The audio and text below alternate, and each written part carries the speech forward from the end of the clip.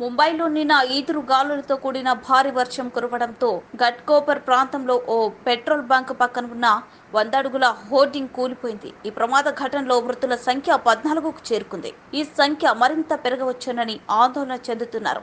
మరో 74 మంది తీవ్రంగా గాయపడ్డారు. హోర్డింగ్ కూలిన ఘటనకు సంబంధించి పోలీసు కేసు నమోదు చేశారు. దీన్ని ఏర్పాటు చేసిన Ego media private limited ad agency యాజమాని భవేష్ బెండిపై కేసు నమోదు చేసినట్లు పోలీసులు తెలిపారు.